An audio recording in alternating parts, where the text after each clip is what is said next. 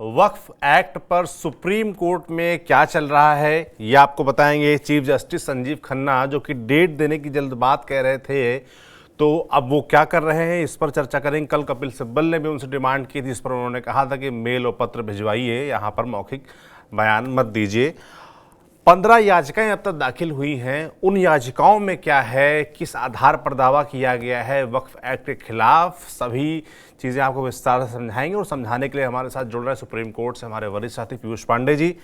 पीयूष जी, सबसे पहले तो ये जो डेट की बात चल रही थी, चर्चा की डेट जल्द आने वाली है, इसको लेकर अभी फिलहाल क्या स्थिति है? सौरभ, देखिए, वरिष्ठ अधिवक्ता कपिल सिब्बल ने कल इस मामले को मेंशन किया था और तब तक जो है 10 याचिकाएं दाखिल हुई थी और उसके अंतराल के बाद अब तक 15 याचिकाएं दाखिल हो चुकी। तो आप समझ सकते हैं कि वक्फ एक्ट पास होने के बाद लगातार सुप्रीम कोर्ट में याचिकाएं दाखिल हो रही हैं।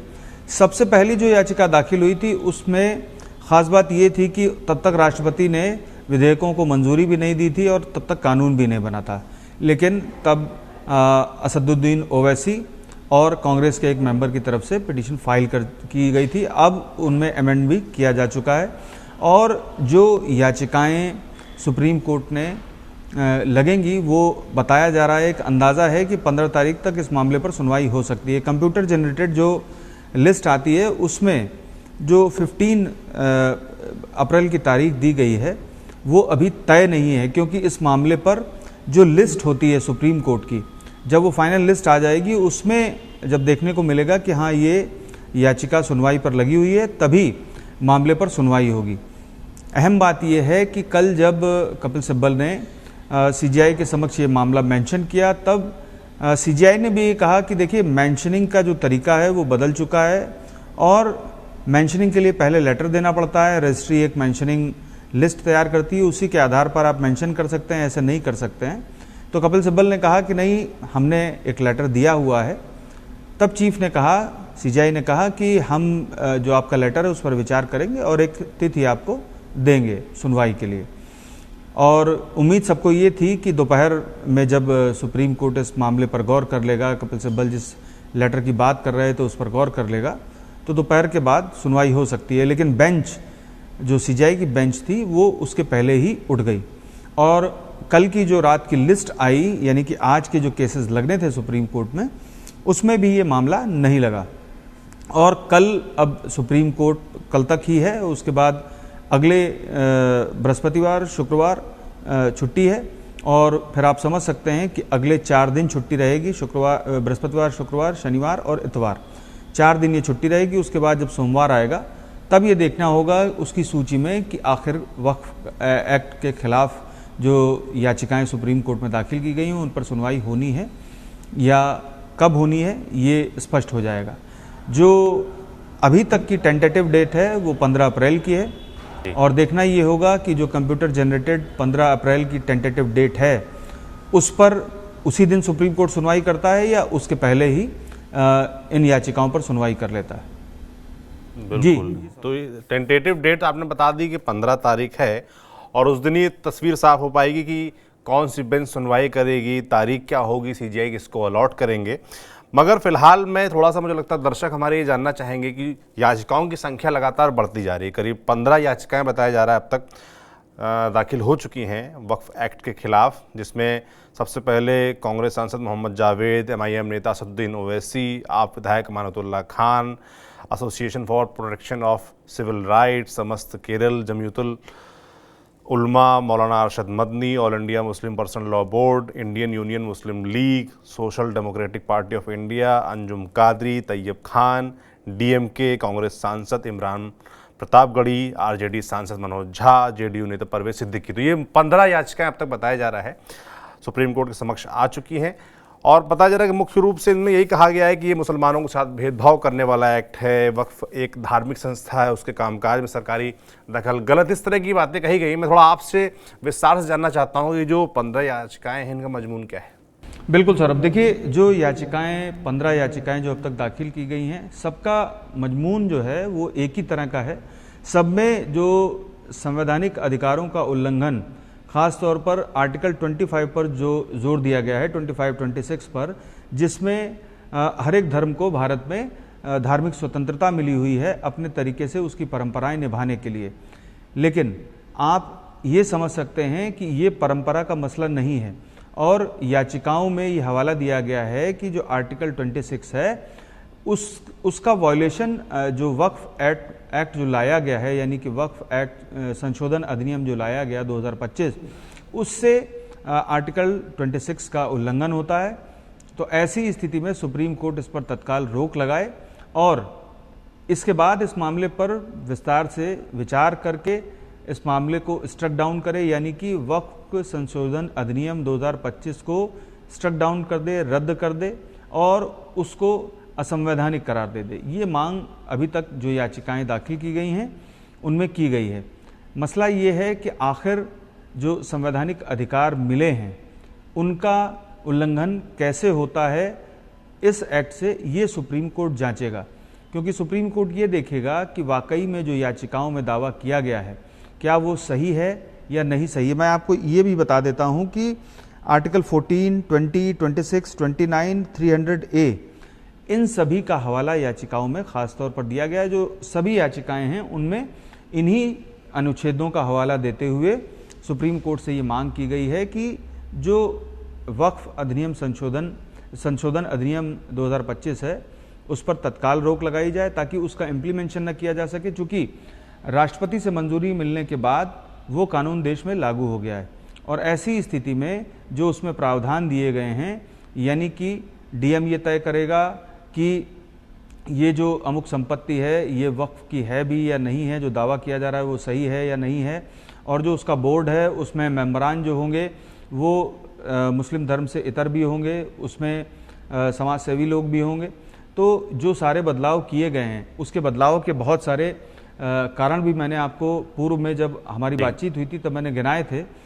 तो उन सभी पहलुओं पर सुप्रीम कोर्ट विचार करेगा क्या किसी भी प्रावधान से जो वक्फ संशोधन अधिनियम 2025 है उसके किसी भी प्रावधान से आर्टिकल 14, 20, 26, 29, 300A क्या इनका किसी भी तरह से उल्लंघन हो रहा है, और इस पर सरकार से सबसे पहल जवाब तलब किया जाएगा। पहले नोटिस जारी होगा और नोटिस जारी होने पर सरकार इस मामले पर जवाब दाखिल करेगी। जवाब में जाहिर सी बात है कि सरकार अपने एक्ट का बचाव करेगी और ये स्पष्ट तौर पर कहेगी कि ये जो एक्ट है वो बिल्कुल संवैधानिक है, किसी भी तरह से किसी भी धर्म के अमुक धर्म के संवैधानिक अधिकारों का उल्लंघन नहीं हो रहा है या किसी व्यक्ति के संवैधानिक अधिकारों का उल्लंघन नहीं हो रहा है। चूँकि जो मूल अधिकार दिए गए हैं और जो अनुच्छेद हैं उनमें हमारे संवैधानिक और मूल अधिकार स्पष्ट किए गए हैं। तो उन अधिकारों का अगर कोई कानून उल्लंघन करता है तो उसकी न्यायिक समीक्षा में सुप्रीम कोर्ट उसे रद्द कर सकता है और उसे असंवैधानिक करार दे सकता है। लेकिन अगर ऐसा नहीं है तब सुप्रीम कोर्ट उसे बहाल करता है, और कई मौक़ों पर पूर्व में कई ऐसे मामले थे जिन पर सुप्रीम कोर्ट ने विचार किया और उन्हें बहाल किया जो केंद्र सरकार की ओर से लागू किए गए थे। और इसके अलावा राज्यों में भी ऐसी कई बार दिक्कत आती है जब राज्य सरकारें अपने लिए कोई स्पष्ट कानून लेकर आती हैं जो उस टेरिटरी के लिए होता है, वहाँ के लोगों के लिए होता है, क्योंकि वहाँ की डिमांड उस तरह के कानून की होती है।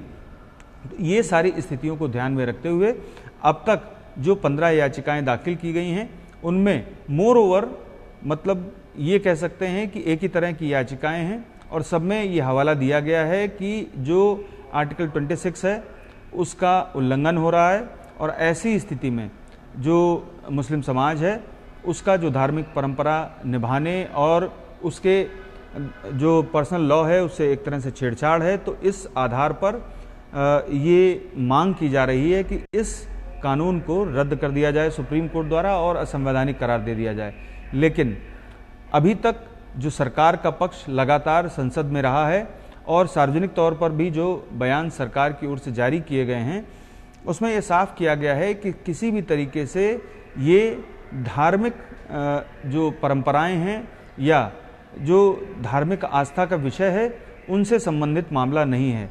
ये सीधे तौर पर सिर्फ जो संपत्ति है वक्फ की उसके प्रबंधन का मसला है। और चूंकि कुप्रबंधन हो रहा था, पहले ऐसे तमाम मामले सामने आए थे जब वक्फ एक्ट जो था वो इतना लचर था कि उसकी वजह से जो 1995 का और उसके बाद 2013 में जो संशोधन हुआ वो, और इसके बावजूद वो इतना लचर था कि किसी भी संपत्ति पर अगर दावा ठोक दिया जाता था वक्फ की ओर से, तो जो दूसरी पार्टी थी उसको कहीं भी जगह नहीं मिल पाती थी। सिर्फ एक ट्राइब्यूनल था जहां पर वो अपनी अपील कर सकता था, उसके बाद हाई कोर्ट भी था, लेकिन वो बहुत लंबा समय लगता था। और ऐसी स्थिति में जो एक कॉकस मेंटेन हो जाता है कि एक समूह तैयार हो गया और उस समूह ने कहीं दावा कर दिया। और दूसरा एक पहलू ये भी था कि वक्फ की जो संपत्तियां थीं उन पर भी तमाम लोग अपना दावा करते थे और कई बार कब्जा होता था, और इस तरह से जो संपत्तियां थीं वो कहीं ना कहीं इधर उधर और गलत हाथों में जा रही थीं और उनका दुरुपयोग हो रहा था। तो यही वजह थी कि सरकार ने इस पर पूरा विचार विमर्श करके दोनों सदनों से इसे पास कराया। और अब जबकि ये कानून का रूप ले चुका है, तब अब सुप्रीम कोर्ट इसकी न्यायिक समीक्षा करेगा। और देखना ये है कि इसकी तारीख जो अभी टेंटेटिव 15 अप्रैल की कंप्यूटर जनरेटेड दी गई है तभी सुनता है या उसके पहले भी सुप्रीम कोर्ट सुनवाई करता है, क्योंकि इस मामले में उम्मीद जताई ये जा रही है कि सीजेआई संजीव खन्ना अपनी बेंच में इस मामले को रखेंगे पहल, और इस मामले पर जो शुरुआती बहस है उसको सुनने के बाद संभवतः किसी बेंच को भेजें या फिर जो संविधान पीठ है इस मामले पर सुनवाई करे, क्योंकि ये संवैधानिक अधिकारों का मसला है। तो ये बहुत ही जटिल विषय है और हर एक पहलू पर, जो एक्ट का हर एक पहलू है और हर एक प्रावधान है, उस पर सुप्रीम कोर्ट विचार करेगा, क्योंकि वो ये देखेगा कि कहीं भी किसी भी तरह से जो संवैधानिक अधिकार हैं उनका उल्लंघन तो नहीं हो रहा, संविधान की दिशा और दशा में ये कानून खरा उतरता भी है या नहीं, ये सुप्रीम कोर्ट अपनी समीक्षा में देखेगा। और ज़रूरी ये होगा इस दौरान कि सरकार अपना पक्ष बिल्कुल सही तरीके से पेश करे, और सरकार जाहिर सी बात है कि अपने जो कानून लाया गया है उसका बचाव करेगी और उसे स्पष्ट तौर पर कहेगी कि कहीं भी संवैधानिक अधिकारों का उल्लंघन नहीं हो रहा है। जी सौरभ। बिल्कुल, बहुत अच्छे तरीके से आपने पीयूष जी हमको समझा दिया, हमारे दर्शकों को समझा दिया, उसके लिए बहुत बहुत धन्यवाद आपका। बाकी जाहिर सी बात है कि सबकी नज़र इस बात पर रहेगी कि सुप्रीम कोर्ट इस मसले की सुनवाई कब करता है और वो तारीख क्या होगी, किस बेंच के पास मामला जाएगा। जैसा कि पीयूष जी हम बता रहे थे कि हो सकता है कि सीजीआई खुद इस मामले की सुनवाई करें और उसके बाद इसको आगे किसी बेंच पे ट्रांसफ़र करें, तो देखने वाला होगा। अभी जो टेंटेटिव तारीख है वो 15 बताई जा रही है, मगर जल्दी भी इसकी लिस्टिंग हो सकती है, तो देखने वाला होगा क्या होता है, किस तरीके सुप्रीम कोर्ट इस मामले पर, वक्फ एक्ट के मामले पर आगे बढ़ता है। बाकी 15 याचिकाओं में क्या कुछ है, क्या दावा है, वो आपको हमने बताया, समझाया।